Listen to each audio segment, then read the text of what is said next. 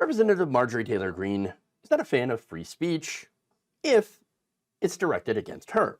On Wednesday, Greene was at a peaceful anti-war protest at the Cannon House office building in Washington, D.C., but she was not there to support the anti-war protest. No, she was against it. Taken to social media, the Congresswoman live-streamed the crowd while proclaiming them to be insurrectionists. This is an insurrection. Yeah, the people that elect me do not support this. You're not representing. I don't represent you, lady. Why don't the Capitol Police are not arresting these people? This is an insurrection. Throw these people out. Like, what is happening? It's going to be an insurrection again.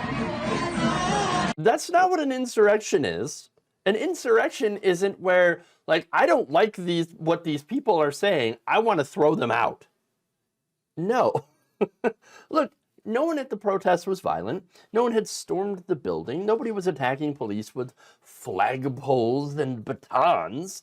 No, what you see there is literal free speech in action. That's it. Now, that said, Marjorie Greene, she doesn't care about free speech if it counters her narrative. In fact, take a look at what she said, how she responded when she was challenged by a protester. Take a look. Black Gaza live! Black Gaza live! Black Gaza live! Murderers go home! Murderers go home! Black Gaza live! Black Gaza live! Black Gaza live! End the genocide! End the genocide! End the genocide! End the genocide! What a funding! Blood is on your hands! Gaza's blood is on your hands! Gaza's blood is on your hands! Gaza's blood is on your hands! It's not on my hands. Not on my hands, buddy. I didn't do it. These people are crazy. Wait, why isn't he being arrested? Why? Your house! Our house! You're an insurrection. This is an insurrection. Yeah, why isn't that person being arrested for disagreeing with me? Now, look, he didn't get violent with anybody. He just got himself in front of the camera and started, saying, let Gaza live. Ooh, oh no, scary. Now, in fact, she took to Twitter/X, whatever you want to call it, and said this. Watch Tlaib's, referring to Representative Rashida Tlaib, aggressive insurrectionist come at me in Cannon today. After Hamas murdered and kidnapped innocent Israelis, the anti-Semite screams, let Gaza live, and claims, I have blood on my hands. Now Biden wants to give $100 million to Gaza to fund more Hamas terrorism. So, look, she's obviously being, she's being Marjorie Taylor Greene, okay, and lying. First off, I just want to address how, it's anti-Semitic. You know Palestinians are Semitic, right? They're one of the Semitic peoples. And that refers to a group of tribes that have historically lived in that region. Those tribes do include Jewish and some Arab peoples like Palestinians. So they're technically Semitic people, so it's not really anti-Semitic. I know that since, of course, World War II and the Holocaust and things like that, and the massive amounts of Jewish hatred towards the Jewish people, generally we've called Jewish people Semitic peoples. But again, I read you the actual definition of this before, and that it does refer to a group of tribes that have historically lived in that area, including Jewish people. So that's it. I just wanted to point that out. Now, the other big lie here, of course, is that Biden wants to fund more Hamas terrorism by giving $100 million. Now, that's a reference to humanitarian aid to civilians in Gaza. The civilians, by definition, are not Hamas. They have no power. They have no supplies. They are under constant bombardment. There's going to be a massive invasion here by the Israeli military, the IDF. And so what she's doing, though, is she's equating innocent civilians with Hamas fighters. Half of the 2 million people living in Gaza right now are under the age of 18, so a lot of them are children, okay? Teenagers and young children. And she is saying those people are all Hamas terrorists. Every single person there, Hamas terrorists. Really? Really? You're going with that, huh? I mean, so much for protecting the children. But to her, there are no children there. Oh no, you see that 2-year-old? That's a Hamas terrorist right there. No, it's ridiculous. I guess if they're brown, though, they don't actually count. Look, I'm not defending the actions of Hamas, right? No, killing innocent people is not the way to get anyone to sympathize with you. And look, there's a lot to sympathize with when it comes to the Palestinian people and what they've gone through. They are oppressed. They are living under an apartheid system. They're not even treated as second-class citizens because they don't even get citizenship. They're not citizens at all of Israel. They never will be citizens. They're just permanent residents. That's what they call them. And as being a permanent residence, right, they essentially live in an open-air prison with very little freedom to travel. So they have no rights in Israel. So that said, if you point that out, hey, there's a system of very unfair and unequal treatment going on in this area towards a group of people. Maybe we ought to not, maybe they ought to not do that. Suddenly, that's where the right wing, and by the way, everybody else, jumps down your throat and says, "Oh, you hate Israel, you hate the Jews, you're anti-Semitic." No. Injustice is injustice, and we'd say the same thing. The injustices were happening to the Jewish people as well. So, and because they've historically happened to the Jewish people.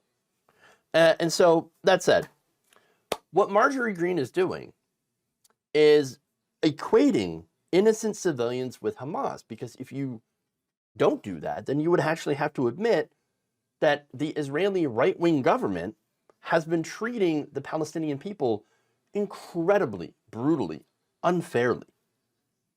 So Greene, though, doesn't want to do this because also I think at her core, she's super anti-Semitic.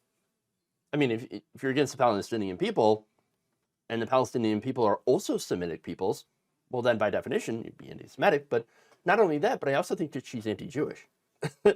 I'm going to guess, and I don't know for sure, but I'm going to guess that she's in the whole end times prophecy stuff. A lot of evangelicals are. Now, part of that prophecy involves or requires the reestablishment of Israel's boundaries that were laid forth in the Bible. Now, once that happens, apparently the end times is supposed to kick off, which includes the rapture and the, where the faithful are hoovered up into heaven by Jesus. While on earth, bad things happen. Many bad things.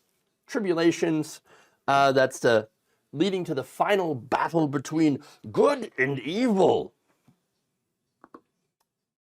It's the devil, okay? So, I mean, yeah.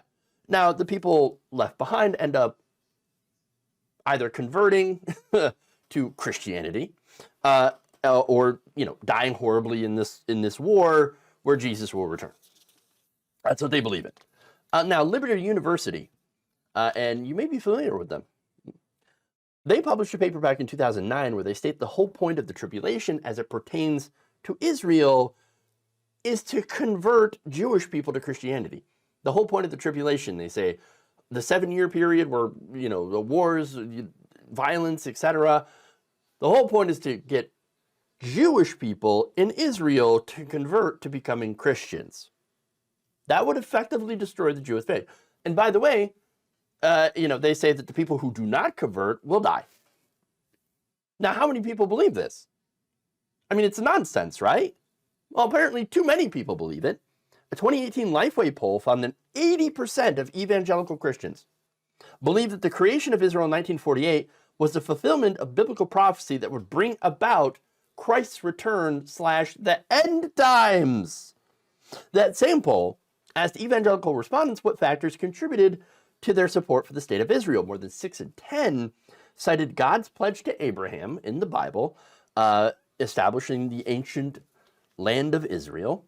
Now, the third most cited reason was actually the existence of Israel being necessary for fulfilling prophecy, and more than half of evangelicals said that that was a reason that they supported the existence of Israel. It's not about protecting a place where, a safe place where Jewish people who are victims of the Holocaust and victims of anti-Semitism all across the world to be able to gather. No, generally it's, hey, Bible says that this land belongs to them, so let's just give them the land. And also, kicking off the end times, baby. Yeah, let's get Hoovered up into heaven. Oh yeah, I can't wait for that. No, but that's horrible. And again, it's all fantasy, so it's not going to actually happen. Now, that said, do I know that Marjorie Greene thinks that way? No, I don't. But I do know that a lot of conservative evangelicals do, and they generally, being conservative evangelicals, support people like Marjorie Greene and support people like Trump, even though Trump definitely not a very pious religious man, but they don't care. So that said, they support, these politicians, and they think this way, and so it goes a long way to explain why people like Greene and why the right wing is so in love with the idea of Israel, even though we know that there's a ton of anti-Semitism towards Jewish people on the right. I mean, it makes you think that they, really, really want, support Israel because they want Jewish people in America and all around the world to leave. You can't get more anti-Semitic than that. And again, do you think it makes sense to me that they would, in America, try to make it very hostile to Jewish people in this country to force them to leave, to go to Israel, to kick off their end times? It's just weird how all this religion just poisons people. But that's what, again, so many right-wing evangelicals believe. It's incredibly scary. And so going along with that, because it's necessary for their end times, they're going to support anything the right-wing government of Israel does, even if it causes death and tensions, which right now the right-wing government of Israel is, through their system of brutal oppression of the Palestinian people. And so, and again, the whole irony is their end-time fantasy culminates in the destruction of the Jewish people. So, look, normal people don't want any of this stuff to happen, don't believe in this stuff. Normal people also don't want Palestinians to be oppressed. They really don't want groups like Hamas to exist and do terror attacks against innocent Israeli citizens. I don't want that. Normal people don't want that. And by the way, normal people also do not want to get involved in another Middle Eastern war. I mean, it's really simple.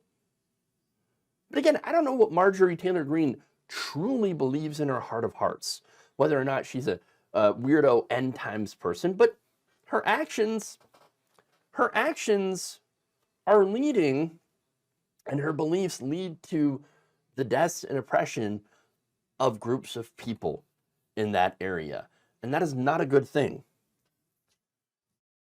And so the other, of course, the hypocrisy here is she claims that she is pro-free speech, which you can see that she's not, and that she's anti-war, but she's literally criticizing an anti-war rally that is peaceful and calling them insurrectionists. No, she is a liar and a hypocrite and overall a terrible person, not at all interested in protecting lives, whether it be Jewish lives or Palestinian lives.